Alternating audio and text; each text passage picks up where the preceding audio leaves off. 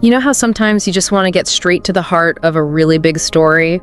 Cut through the noise and understand the core message. Absolutely, especially with these epic narratives. That's exactly what we're doing today. We're diving into a really powerful story from the Ramayana. It's about Bhagiratha and the incredible journey of the Ganga River coming down to earth. Yeah, it's a fantastic one. And we're drawing this from a great source, an audiobook series on Lord Sri Rama's life. This specific part is mostly from chapter 7. Right, and our mission here really is to grasp Bhagiratha's, sheer persistence. Why was he so driven? And why was the Ganga's arrival such a huge deal for his ancestors? It touches on so much determination, divine help, ancient ideas about the afterlife. It's got it all. Okay, so let's set the scene. Where does this whole quest actually begin? Well, it starts with a problem, a big one. There's this king, King Sagara. He's performing a major ritual, a yaga. A yaga, right, like a sacred ceremony. Exactly. And the key part was his special sacrificial horse. But during the search for it, his 60,000 sons just vanished. Whoa, wait, 60,000? 60,000. It's an immense number. Imagine the king's situation. Unthinkable. So what does he do? He sends his grandson, Amsuman, to find them. Talk about pressure, right? Find 60,000 missing princes. No kidding. And Amsuman actually finds something. He does. He travels down into the netherworld, Patala. And there he sees the horse, just grazing peacefully. Okay. That sounds anticlimactic. But next to the horse, he finds piles and piles of ashes. Ashes on. Yeah. And that's when Garuda appears. Yeah, the divine eagle. Right, Garuda. What does he reveal? He tells Amsuman the grim truth. Those ashes are the 60,000 sons.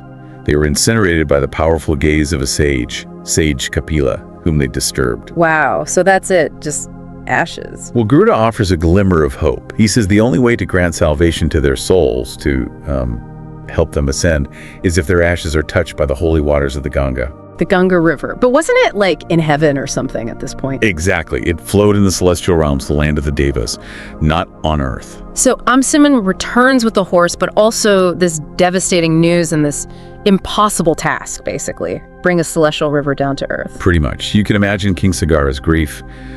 The text says he completed the yaga, but he was heartbroken. And the Ganga mission? He couldn't achieve it. The story mentions he lived for 30,000 years. These texts often use vast numbers, maybe symbolically, maybe literally, but he died grieving, unable to bring the Ganga down. So the burden passes on. It does. First to Amsuman, his grandson, then to Amsuman's son, Dilipa. Both apparently ruled well, but the narrative makes it clear they both carried this sadness, this failure to liberate their ancestors. And then Bhagiratha. Then comes Bhagiratha. He inherits the kingdom and this ancestral mission, and he has two main goals. One, to have children, and two, to finally bring the Ganga down for his ancestors. And he doesn't just wish for it, right? He takes action. Oh, serious action. He undertakes what's called tapas. Tapas, that's like intense spiritual practice, austerity. Exactly, really intense. He goes to a place called Gokarna and performs severe penance, standing amidst fires, under the blazing sun, barely eating like once a month only. It's depicted as an extraordinary effort. You can see why his name became associated with perseverance. Absolutely. The text even says his name now means great perseverance in a good cause. His effort was legendary. So, does this intense effort get noticed? It does. Brahma, the creator god, is pleased by this incredible display of tapas. He appears at the Bhagiratha. Oh, okay. Progress. Brahma grants both wishes. He blesses Bhagiratha with progeny and confirms, yes, the Ganga will descend to purify your ancestors. Amazing. So problem solved. Just open the celestial taps. If only it were that simple. There's a rather large snag. Of course there is. What is it? Brahma points out that the earth, well, it simply can't handle a force. Imagine a massive river falling from heaven. It would shatter the planet. Right. Makes sense. A bit of a physics problem there. A cosmic physics problem. So Brahma says there's only one being powerful enough to withstand that initial impact, Lord Shiva. Shiva. Okay, so new plan. New plan. Bhagiratha now needs to win Shiva's favor. So back to the penance. Oh man, again, after all that. Again, he focuses all his devotion on Shiva, reportedly standing on one toe, not eating or drinking for a very long time. His determination is just relentless. And Shiva, is he persuaded? He is. Shiva appears, impressed by Bhagiratha's unwavering resolve, and he agrees. I will receive the Ganga on my head, he promises. Fantastic, finally. So Ganga descends. She descends, but This is another twist. The Ganga, perhaps feeling a bit proud of her own power. She thinks she can just sweep Shiva away with her force. She actually intends to wash him down into Patala. She's going to try and take out Shiva. Seriously. Talk about arrogance, right? Yeah. But Shiva, well, he anticipates this. I bet he does. As the river crashes down onto him, he uses his matted hair, his jata, like an infinite net. Poof. The entire Ganga River gets trapped in his hair. Trapped complete. Completely trapped. She struggles, apparently, but can't get a single drop out. Shiva basically teaches her a lesson in humility. What about Bhagiratha? He must have been watching this thinking, oh, come on. Exactly. The text calls it a heartbreaking disappointment. He's done all this work, gotten Brahma and Shiva on board, and now the river is stuck in Shiva's hair. So, more penance. You guessed it. More tapas. This time specifically to appease Shiva and kindly ask him to, let the river out. This guy's persistence is just unbelievable. It really is. And finally, Shiva relents. Moved by Bhagiratha's endless devotion, he gently releases the Ganga. Phew. Okay. Where does she go? Shiva releases her from a place called Bindu Saras, but not as one giant flood. He releases her in 7 streams. 7 streams? Why 7? Good question. The text says 3 flowed west, 3 flowed east, and the 7th stream. It followed Bhagiratha. The one he needed. Yeah. So he leads the way. He leads the way in his chariot, and the Ganga follows him. The imagery is beautiful, dancing waters, flashing like lightning. All the devas, Gandharvas, celestial beings, they're all watching this incredible procession. So, smooth journey now to the ashes. Almost.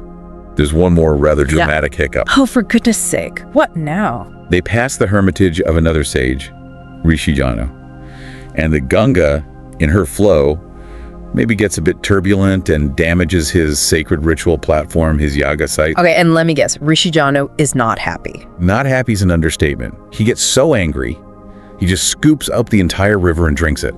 All of it. He drank the Ganga, the whole river. The whole river, gone, vanished again.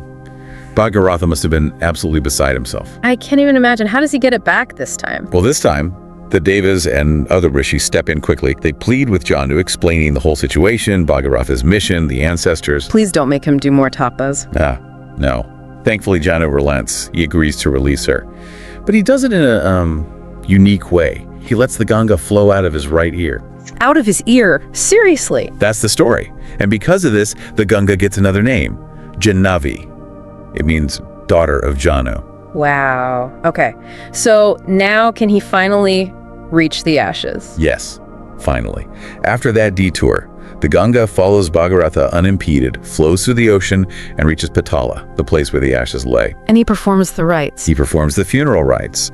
The sacred waters wash over the ashes, and his 60,000 ancestors are finally liberated, able to ascend to heaven. Mission accomplished. After generations of waiting and striving. That's quite an ending. A profound culmination. And as a final tribute to his monumental effort, the Ganga becomes known predominantly by another name too, Bhagirathi, the river brought down by Bhagiratha. Bhagirathi, it makes perfect sense. And the story itself, as told by Viswamitra in the Ramayana, has its own closing points, right? It does. Viswamitra, after narrating this to Rama and Lakshmana, blesses them. He suggests they perform their evening prayers right there in the Ganga's water. Reinforcing her sacredness. Exactly. And he states clearly the benefits bathing in the Ganga, or even just listening devotedly to this story, cleanses sins, grants virtue, strength, and significantly unflagging zeal, like Bhagiratha's. That's a powerful connection. So, wrapping this up, what are the big takeaways from this deep dive for us? Well, first and foremost, it's just an incredible testament to perseverance, isn't it? Bhagiratha's sheer refusal to give up against impossible odds. Absolutely. Generation after generation failed, obstacle after divine obstacle. Yet he kept going.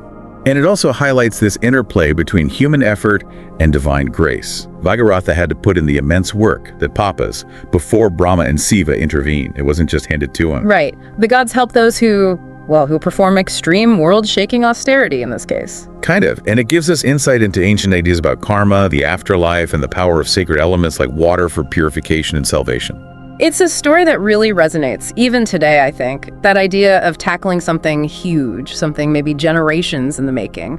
Definitely. It makes you think, doesn't it? What are the big challenges, the metaphorical rivers that we individually or collectively are trying to bring down or overcome through our own perseverance? What are those long-term goals that require that kind of Bhagiratha-like effort? That's a great thought to leave things on. What seemingly impossible goals are worth that kind of dedication? Something to ponder. I hope you like this chapter. We need volunteers and sponsors to create content with even better quality and with more variety. If you wish to join this initiative as a volunteer or sponsor, please click the links given in description below. To help us reach more viewers, please like, comment, share, and subscribe to Biography Central. Thank you for your time. It means a lot. Namaste.